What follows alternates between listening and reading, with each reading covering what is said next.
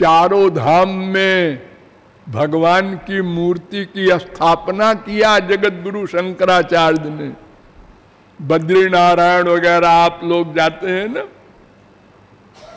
ये शंकराचार्य ने स्थापित किया है मूर्ति।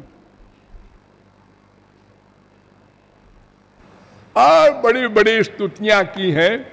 आप लोग जो स्तुति करते हैं, यमुना निकट तट स्थित, ये सब शंकराचार्य की है।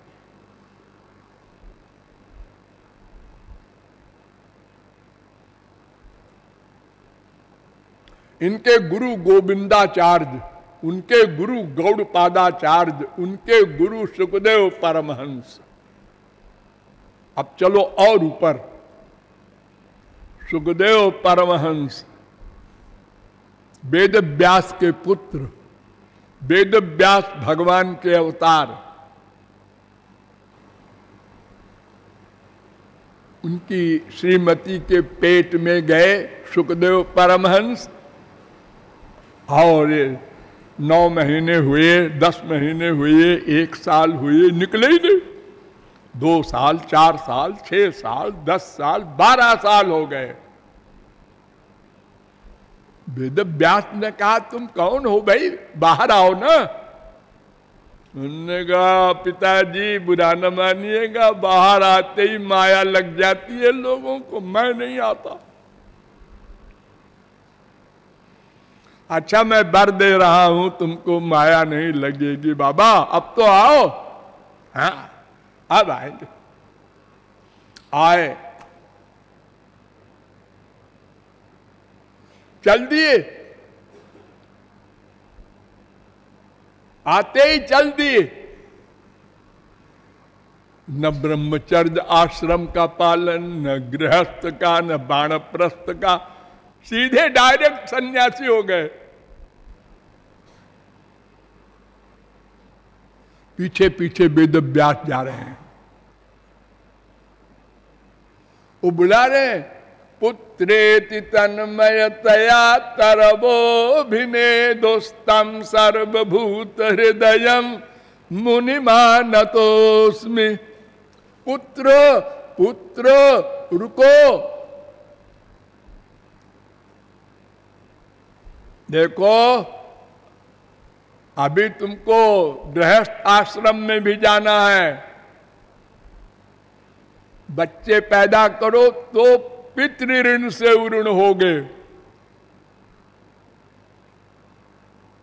उन्होंने कहा, पिताजी अगर बच्चा पैदा करने से मोक्ष मिलता तो भेड़ बकरियों को जल्दी मोक्ष मिल जाता है। इनके 3-3, 4-4 बच्चे इकट्ठे होते हैं।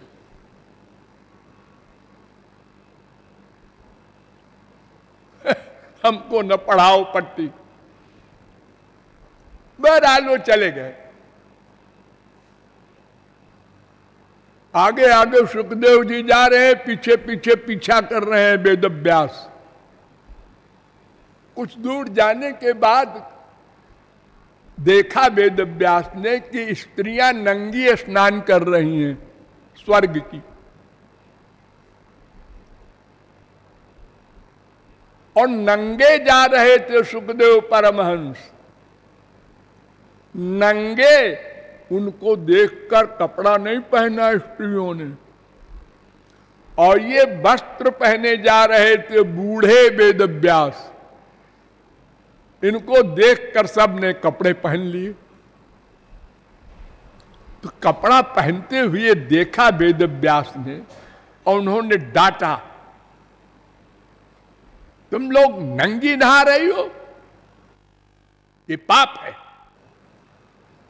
दृष्ट्वानुजान्तम् ऋषिमात्मजमप्यनग्नं देव्यो ह्रिया परिदधुर्न सुतस्य चित्रम् तद्वीक्ष्य पृच्छति मुनौ जगदुस्तवास्ति स्त्री पुंभिदा न तु सुतस्य विविक्त दृष्टे।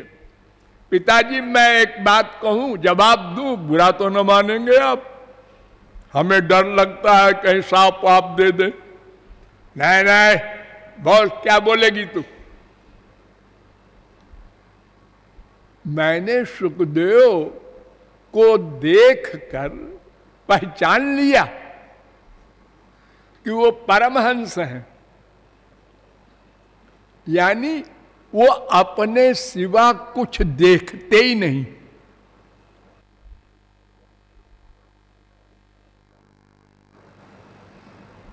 यत्र सर्वमात्मैवा भूत तत्र केन कम पश्येत केन कम शृणुयात केन कम जिघ्रीत केन कम मन्वीत केन कम विजानीयात विज्ञातार मरे केन विजानीयात। वेद कह रहा है जो ब्रह्मलीन अवस्था में रहता है वो सब जगह अपने को देखता है। उनकी आंख में हमको देखा उन्होंने नंगी, और कोई परिवर्तन नहीं हुआ उनकी आंख में। जैसे संसारी आदमी देखता है, एक कपड़ा पहने है, एक नंगा देखा, पुरुष हो स्त्री हो, है? आश्चर्य में उसका फेस बदल जाएगा। सुखदेव का नहीं बदला और आपका बदल गया ना। आपने क्वेश्चन किया तुम लोग नंगी, तुमको हम नंगी दिखे, सुखदेव को नहीं दिखे, इसलिए कपड़ा पहन लिया। वेदव्यास ने सिर नीचे कर लिया। ये परमहंसों की दो अवस्था होती है। कभी तो परमहंसावस्था में रहते हैं तो अपने सिवा कुछ नहीं देखते, सुनते, सूंघते, रस लेते, स्पर्श करते। और कभी द्वैत में रहते हैं, देखते हैं, सुनते हैं, किताब लिखते हैं। शंकराचार्य ने कितनी पुस्तकें लिखी,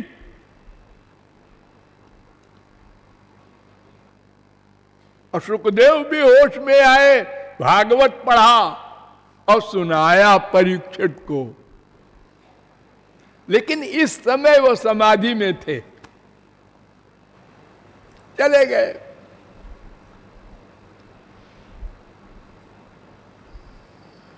लौट आए वेदव्यास निराश होके, जाने दो। वो चले गए जंगल में और कहीं पर बैठ गए समाधि में। वेदव्यास ने उसी समय भागवत बनाया, 18,000 श्लोक, 337 अध्याय का, 12 स्कंद।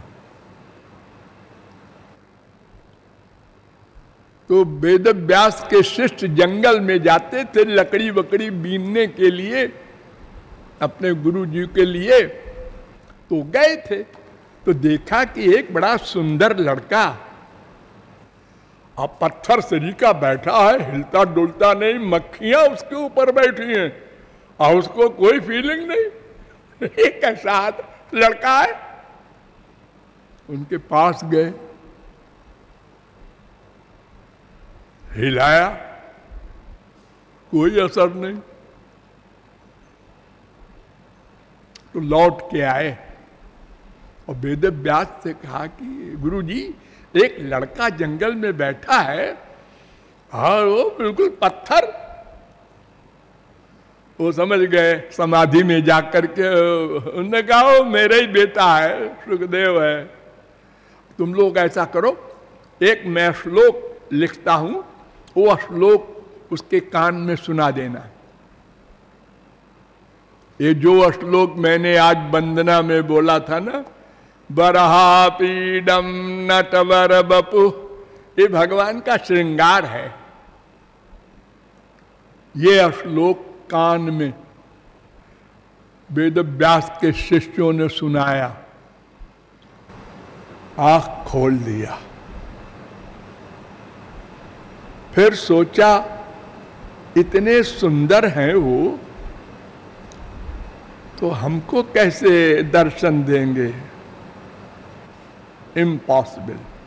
फिर चले गए समाधि में।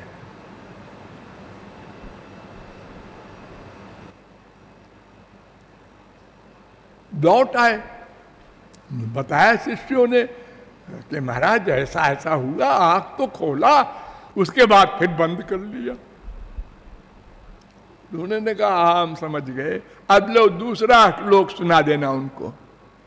अहो वकीयम स्तन कालकूटम जिघांसया पाययदप्यसाध्वी लेभे गतिम धातृचितां ततोन्यम कम्बा दयालुम शरणम ब्रजेम। भागवत 3:2-23।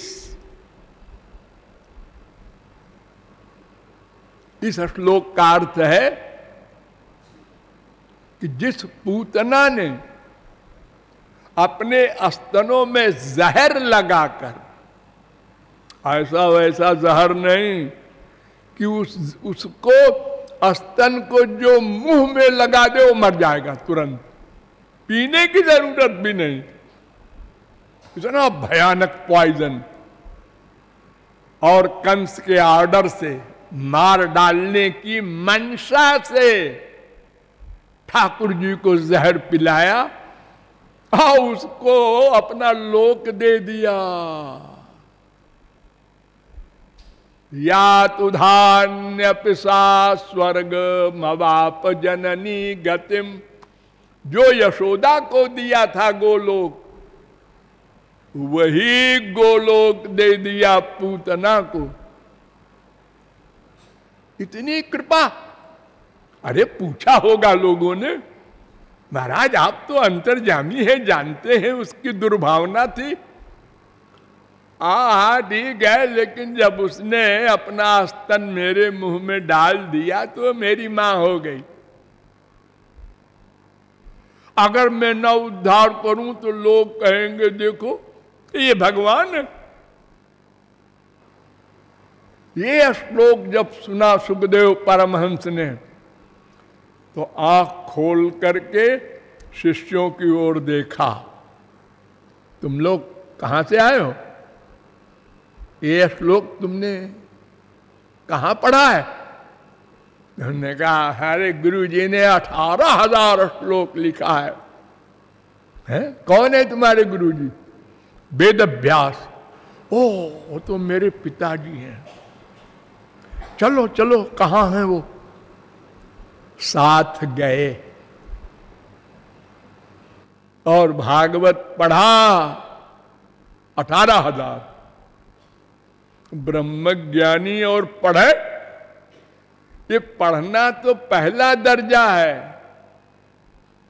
पहले पढ़े, नंबर 2 समझे, नंबर 3 मनन करे, नंबर 4 साधना करे, तो नंबर 5 ब्रह्म ज्ञान हो। और ब्रह्म ज्ञान होने के बाद फिर पढ़े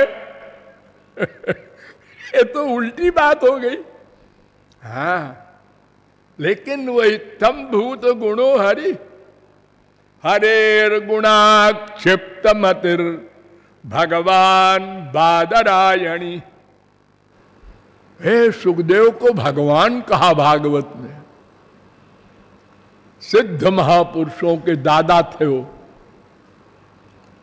तो भगवान के गुणों ने उनको खींच लिया और पूरी भागवत पढ़ना पड़ा।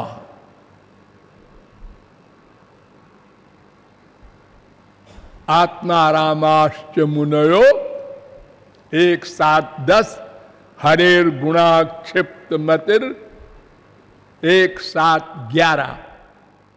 अपरिनिष्ठितोपि नैर्गुण्य उत्तम श्लोक लीलया गृहीत चेता राजर्षे आख्यानम यदधीतवान।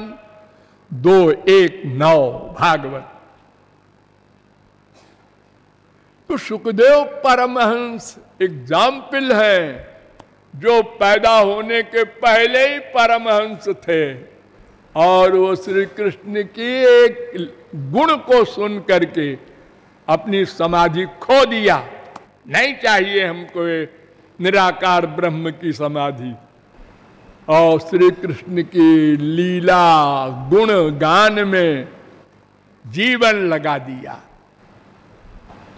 ये सुखदेव परमहंस।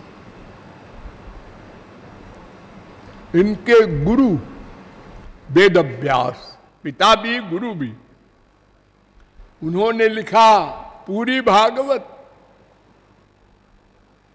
उन्होंने ही तो वेदांत लिखा, जिसको पढ़ के शंकराचार्य ने सिद्ध किया कि निराकार ही ब्रह्म होता है। उन्होंने ही लिखा अर्थोयम ब्रह्म सूत्राणाम, ये भागवत जो मैं लिख रहा हूं ये मेरे ब्रह्म सूत्र का अर्थ है। और सर्वोपनिषदाम अपि, और सारे वेदों का भी यही अर्थ है। तो सर्व वेदांत सारम ही श्री भागवत मिष्यते। भागवत में श्लोक है। जितने वेदांत हैं, अद्वैत वेदांत, विशिष्टाद्वैत वेदांत, द्वैताद्वैत वेदांत, द्वैत वेदांत, अचिंत्य भेदा भेद बाद वेदांत, सबका एक निचोड़ है भागवत। भगवान के नाम रूप लीला गुण धाम में मन आसक्त हो, ये सब वेदांत का सार है। ये वेद व्यास कह रहे हैं। और थोड़ा आगे चलो, श्री कृष्ण के समय में सबसे बड़े ज्ञानी हुए उद्धव।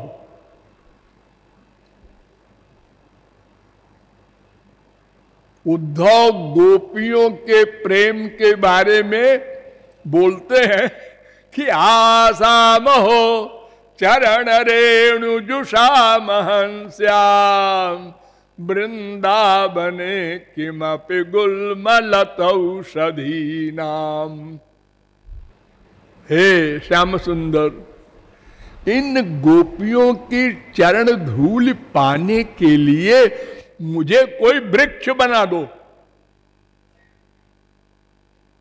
वृक्ष लता, ये जब गोपियां चलेंगी आपका गुण गाते हुए दही बेचने आदि के लिए, जमुना में नहाने आदि के लिए, तो उनकी चरण धूल उड़कर मेरे ऊपर पड़ेगी। ये सुखदेव के भी और आगे उद्धव ज्ञानी, जिनके लिए भगवान ने कहा नोद्धवोन्वपि मन्युना, तीसरे स्कंद के चौथे अध्याय का 31वां श्लोक। उद्धव मुझसे कम नहीं है, श्री कृष्ण ने माना। इतने बड़े ज्ञानी, और ठाकुर जी ने उनको भी बेवकूफ बना दिया और कहा जाओ गोपियों को ज्ञान दे आओ, वो हमसे प्यार करती हैं फिजिकल। मैंने कल बताया था ना, काम भाव से प्यार करती हैं गोपियां, तो उनको बताओ जाकर के कि भाई तुम ही ब्रह्म हो, तुमको प्यार वार करने की किसी से क्या जरूरत है। तत्त्वमसि अहम ब्रह्मास्मि, ये अद्वैत का ज्ञान दे आओ। बड़े ठाठ से गए उद्धव, खूब सारी चेलियां बनेंगी अब की बार। जो गोपियों ने फटकारा, उद्धव के होश उड़ गए। अरे ये कह रही है उद्धव जी मन न भय 10-20। उद्धव जी तुमने तो पढ़ा लिखा है बहुत ना। हाँ, मन एक है कि कई? एक। तो एक कहूं तो सो गयो श्याम संग, अब को अवराधे ईश उधो, मन न भय 10-20। वो तो श्याम सुंदर ले गए मेरा मन। अब हमारा मन श्याम सुंदर से लेके कृपया मथुरा जाके आइए, तब ज्ञान का उपदेश कीजिए। उद्धव ने कहा अरे मैं अब क्या बोलूं। फिर उन्हें गोपियों ने कहा अरे उद्धव तुम ये क्या ब्रह्म का उपदेश देने आए हो, मेरे तो रोम रोम में श्याम सुंदर है, मैं तो परेशान हूं उनको निकालने के लिए। प्रत्याहृत्य मुनि क्षणम विषय तो जस्मिन् मनोधित सति भालासौ विषयेषु सज्जति मनः प्रत्याहरन्ति तथा।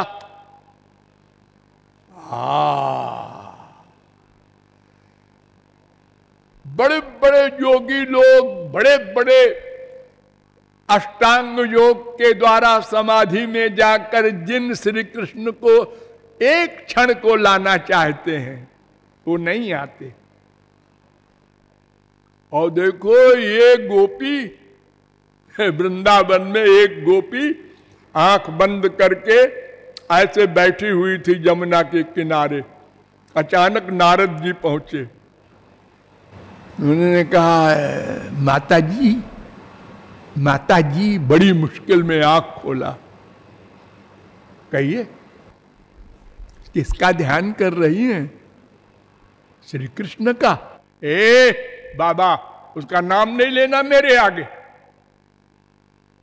मैं उसको हृदय से निकालने का अभ्यास कर रही हूं, लाने का नहीं। नाक में दम कर रखा है, खाना बनाती हूं तो रोटी जल जाती है, जहां जाती हूं सब उल्टा पलटा काम होता है, मन उसी के पास पहुंच जाता है। उसका ध्यान कर रहे हैं। नारद जी के तो होश उड़ गए, इतना प्यार है इन गोपियों का। हाँ, इसलिए उद्धव चरण धूली चाहते हैं। ये द्वापर युग का हाल हम बता रहे हैं, अभी त्रेता और सतयुग का फिर बताएंगे। बोलिए लाडली लाल की।